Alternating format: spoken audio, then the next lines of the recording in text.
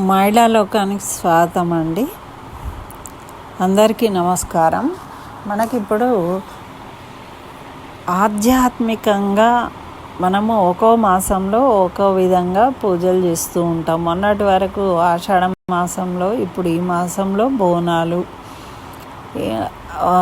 పితృదేవతార్చనలు ఇవన్నీ చేస్తూ ఉంటాం కదా. అయితే ఈ శ్రావణ మాసంలో చక్కగా మహిళలు ఆచరించవలసిన విధి విధానాలు ఏంటి, ఎప్పుడు ఏ విధంగా పూజించుకోవాలి అనేది ఇప్పుడు మనం ఈ వీడియోలో తెలుసుకుందాం. ఎందుకు అంటే ఇప్పుడు మనమంతా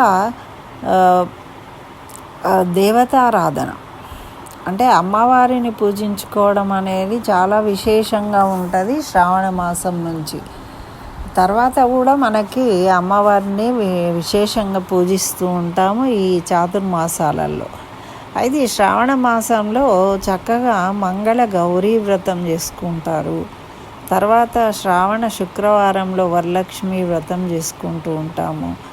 తర్వాత ఈ వరలక్ష్మి వ్రతము అనేది కాకుండా మళ్ళీ ప్రతి శుక్రవారం కూడా మనము లక్ష్మీదేవిని పూజించుకుంటూ ఉంటాం. అయితే మరి ఏ రోజు ఏ విధంగా అమ్మవార్లను, ఏ అమ్మవారిని ఏ విధంగా పూజించుకోవాలి, ఎలా నిర్వహించుకోవాలి? మరి అందరికీ నోములు ఉండవు కదనండి. ఇప్పుడు 5 సంవత్సరాలేమో మంగళగౌరి వ్రతాలు చేస్తారు, తర్వాత చెయ్యరు. వరలక్ష్మి పూజ కూడా కలశం పెట్టి చేయడము అనేది అందరికీ ఆచారం ఉండదు. మరి ఉన్నప్పుడు ఎలా చేసుకోవాలి, లేకుంటే ఎలా చేసుకోవాలి, పూజ చేసుకోవాలి అనేది ఉంటుంది కదా ప్రతి మనిషికి. ఎవరికైనా ఆడవాళ్లకు సౌభాగ్యం కోసం అమ్మవారిని పూజించాలి, మనకు లక్ష్మీ కటాక్షం కలిగి సంపదలు కలగాలి అని లక్ష్మీదేవిని పూజించుకోవాలి అని కోరిక ఉంటుంది. కానీ ఎలా చేసుకోవాలా వద్దా మరి అని అనుమానాలు కూడా ఉంటాయి. అందుకని అవన్నీ క్లియర్ చేసేందుకు నేను ఈ వీడియో చేస్తున్నానండి. నచ్చితే తప్పకుండా లైక్ చేయండి. అయితే మనకు సోమవారం నాడు శివుడికి అభిషేకం చేస్తారు. అయితే శివ పార్వతులను కూడా మనం పూజించుకోవాలండి. పార్వతీదేవిని కుంకుమార్చన చేయాలట సోమవారం రోజు. శివుడికి లింగాకృతిలో అభిషేకం చేస్తారు. అయితే శివ పార్వతులు ఉన్న ఫోటో ఉంటే ఆ ఫోటో ముందు మనము పార్వతీదేవికి కుంకుమార్చన చేయాలట. చేయడం వల్ల సౌభాగ్యం కలుగుతుంది స్త్రీలకు అని మనకు పెద్దలు చెప్తూ ఉన్నారు.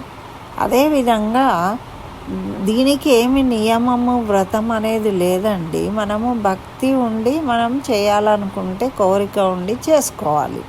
చిన్న ఫోటో ఉన్నా సరే పెట్టుకొని చేసుకోవచ్చు. మనకు వచ్చిన స్తోత్రాలు చదువుకోవాలి. లేదు అంటే ఏదో ఒక నామాన్ని తీసుకొని చదువుకుంటే అయిపోతుంది. ఉమామహేశ్వరాయ నమః, లేకపోతే పార్వతీ పరమేశ్వరాయ నమః అని ఇట్లా ఏదో ఒకటి నామాన్ని జపిస్తూ కూడా మనం చేసుకోవచ్చు. దీంట్లో పెద్ద విశేషం ఏం లేదు. కాకపోతే భక్తితో చేయడం వల్ల మనము ఫలితాన్ని పొందుతాం అన్నమాట. అదేవిధంగా మనకు మంగళగౌరి వ్రతం అనేది ఉంటుంది. మంగళగౌరి వ్రతము పద్ధతిగా ఆచరించే వాళ్ళేమో ఆచరిస్తారు. ఆ మంగళగౌరి పూజ చేసుకుంటారు. వాళ్ళు చక్కగా అందరు ముత్తైదులను పిలిచి పసుబొట్లు ఇవ్వడము అది చేస్తూ ఉంటారు. అయితే మనకు మంగళగౌరి వ్రతం చేసే ఆచారం లేదు. ఒకవేళ చేసుకుంటే అయిపోయింది. ఊరికే ఉన్నప్పుడు ఎలా చేసుకోవాలంటే గౌరమ్మని చేసుకొని, పసుపు గౌరమ్మని చేసుకొని పూజించుకోవాలి. అట్లా పసుపు గౌరమ్మను కన్నెపిల్లలు పూజించడం వల్ల వాళ్ళకి పెళ్ళిళ్ళు అవుతాయి, మంచి సంబంధాలు కుదిరి అని చెప్తూ ఉంటారు. మరి పెళ్ళి అయిన వాళ్ళకు సౌభాగ్యం కోసము చక్కగా పసుపు గౌరమ్మను పూజించాలి. పసుపు రంగు పుష్పాలు కానీ ఎర్రటి పుష్పాలతో కానీ పూజించుకోవాలి అని చెప్తారు. ఆ విధంగా పూజించుకొని ఏదో పండో ఫలమో ఏదన్నా నైవేద్యం పెడితే సరిపోతుంది. ఈ విధంగా మంగళవారం రోజు పూజించుకోవాలి. అదేవిధంగా మనకు శుక్రవారం నాడు లక్ష్మీదేవిని పూజించుకోవాలి. లక్ష్మీదేవిని బిల్వ దళాలతో పూజించుకోవాలి శుక్రవారం రోజు. వరలక్ష్మీ వారం వస్తుంది కదా, ఆ వారము వరలక్ష్మీదేవిని పూజించుకుంటాం. అంటే లక్ష్మీ అమ్మవారిని కుంకుమార్చన చేసుకోవాలి. అయితే మిగతా వారాలలోనేమో శుక్రవారం నాడు బిల్వ దళాలతోని లక్ష్మీదేవిని పూజిస్తే బిల్వ నిలయాయ నమః అనే నామాన్ని చదువుకున్నా సరే చాలా అమ్మవారికి చాలా ఇష్టమట, చాలా సంతోషిస్తుంది. కాబట్టి అందున ఈ శ్రావణ మాసంలో మనం ఈ విధంగా పూజించడం వల్ల మనము వారి యొక్క అనుగ్రహంతో మనకు సంపదలు కలుగుతాయి, సౌభాగ్యం కలుగుతుంది అని మన పెద్దలు తెలియజేస్తున్నారు. ఈ విధంగా మనకు నెలలో ఎన్ని వారాలు వస్తే అన్ని వారాలు పూజించుకుంటాం. అయితే లక్ష్మీ అమ్మవారికి పాయసము, అయితే వరలక్ష్మి వారం ఏమో ఒక్క వారము ఒకటి చేయొచ్చు అమ్మవారికి ఇష్టంగా. అయితే ఒక వారం ఏమో మనం పుణుకులు ఆరగింపు చేస్తూ ఉంటాం, నివేదిస్తూ ఉంటాం. ఒక వారం ఏమో పాయసము, ఒక వారం ఏమో మినప వడలు అమ్మవారికి ఇష్టము అని, ఒక వారం ఏమో పూర్ణాలు. ఈ విధంగా మనము రకరకాల పదార్థాలు, ఒక వారమేమో చక్కగా పులిహోర చేసి ఆరగింపు చేయొచ్చు లక్ష్మీ అమ్మవారికి. ఈ విధంగా చేసి ఆరాధించినట్టయితే మనకు చక్కగా అమ్మవారి అనుగ్రహంతో సంపదలు కలుగుతాయి, లక్ష్మి స్థిర నివాసంగా ఉంటుంది, మనకు ఆర్థికాభివృద్ధి కలుగుతుంది.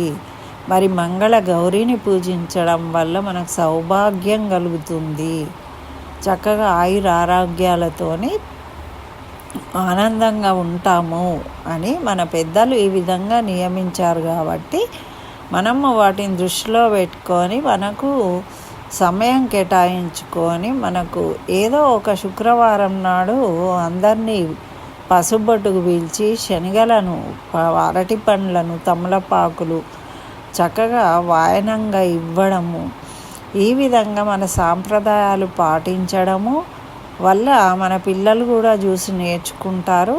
అదేవిధంగా మనకు మంచి ఫలితాలు ఆ దేవతానుగ్రహం వల్ల మన కుటుంబము చక్కగా శాంతిగా ఉండగలుగుతుంది అని మన పెద్దలను చెప్పిన వాటిని పాటించాలన్నమాట.